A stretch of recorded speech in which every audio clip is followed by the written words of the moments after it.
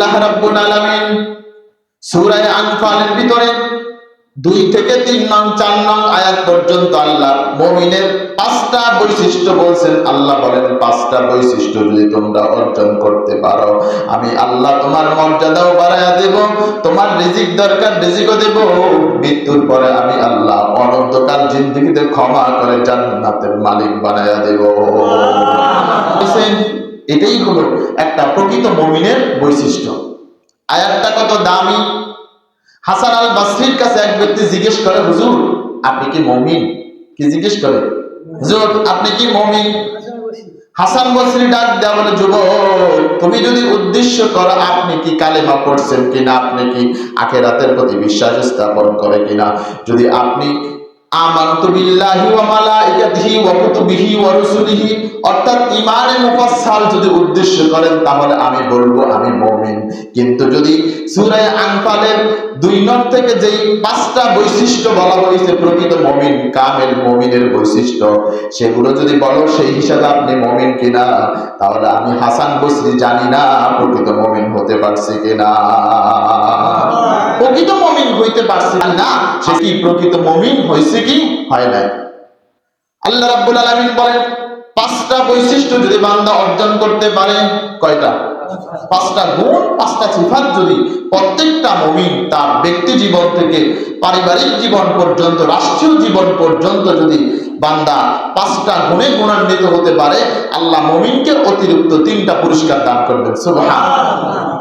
সাথে সাথে একটা সার্টিফিকেটও দান করবেন সুবহানাল্লাহ। আগে পুরস্কার শুনি, তাহলে আমাদের অন্যান্য গুণগুলো শুনতে ভালো লাগবে। কারণ পুরস্কার না শুনলে কখনো মৌলিক গুণগুলো শুনতে মনে ভালো লাগবে না। আল্লাহ বলেন 1 নাম্বার, লাহুম দারাজাতুন ইনদা রাব্বিহিম, বান্দা তুমি যে সম্মানের জন্য মর্যাদার জন্য দেশ বিদেশ ঘোরাফেরা করতেছো, তুমি ডিগ্রি অর্জন করতেছো, মানুষ সম্মান করবে, চাকরি করতেছো, বাকরি করতেছো, সবকিছু একমাত্র সম্মানের জন্য। বান্দা 5 গুণ যদি অর্জন করতে পারো, 1 নাম্বার আমি আল্লাহ লাহুম দারাজাত, যত দরওয়াজা আছে সম্মানের সব দরওয়াজা আমি আল্লাহ তোমাকে দান করে দেব সুবহানাল্লাহ। তার মানে সম্মানের যত দরওয়াজা যদি লাগে 5 গুণ অর্জন করতে হবে, তাহলে একটা মানুষ প্রকৃত কি হইতে পারবে, সম্মানে স্থান পাবে, যদি 5টা গুণ কি করতে পারে, অর্জন করতে পারে। 2 নাম্বার হলো মাগফিরাত, বান্দা তুমি দুনিয়াতে মর্যাদা পাইলা, সব কিছু পাইলা, ডিগ্রি আছে, চাকরি আছে, বাকরি আছে, টাকা আছে, পয়সা আছে, সব কিছু আছে, কিন্তু যদি আমার আল্লাহ যদি ক্ষমা না করে দেয়, আল্লাহ যদি আমাকে মাফ না করে দেয়, আল্লাহ যদি জান্নাত নিজের অনুগ্রহে যদি দান না করে, তাহলে এই মর্যাদার কোনো দাম আসেনি। আবু জেহেলের মর্যাদা কি পৃথিবীতে কম ছিল? কারুনের মর্যাদা কি কম ছিল? ফেরাউনের মর্যাদা কি কম ছিল নাকি? কিন্তু একটা জিনিস তাদের ছিল না, সেটা হলো লাহুম মাগফিরাত, রবের পক্ষ থেকে ক্ষমার যে ঘোষণা, এটা তাদের জন্য ছিল না।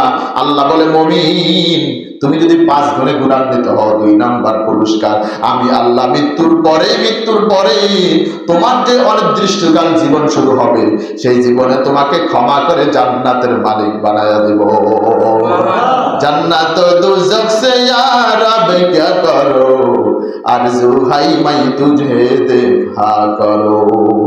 3 নাম্বার যেটা দেবেন ওয়ারিজকুম কারীম, আল্লাহ বলেন বান্দা 3 নাম্বার যেটা পুরস্কার দেব, সেই পুরস্কারটা হলো বান্দা রিজিক তো সবাই, গরু যেটা খায় সেটাও রিজিক, হিন্দু যেটা খায় সেটাও রিজিক, যে হালাল খায় সেটাও রিজিক, যে হারাম খায় সেটাও রিজিক, কিন্তু সব রিজিককে সম্মানজনক রিজিক বলা হয় না। সব চাকরিকে কি সম্মানজনক চাকরি বলা হয়? যিনি টয়লেট পরিষ্কার করে তারটাও চাকরি, ঠিক না? তার বেতন আপনার আমার চাইতে বেশি, কিন্তু সেটা কি সম্মানজনক? একজন ড্রেন পরিষ্কার করে তার বেতন আপনার থেকে 1 ঘন্টায় 3000, 4000, 5000 টাকা নিয়ে যায়, তার মানে কি সেটা সম্মানজনক? আল্লাহ বলেন বান্দা সম্মানজনক রিজিক একটা, অসম্মানজনক রিজিক আরেকটা।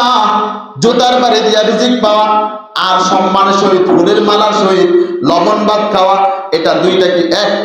আল্লাহ বলেন বান্দা 5 গুণ যদি অর্জন করতে পারো, আমি আল্লাহ তোমাকে সর্বশেষ যেটা দেব উত্তম রিজিক, সম্মানজনক রিজিক আমি আল্লাহ ব্যবস্থা করে দেব।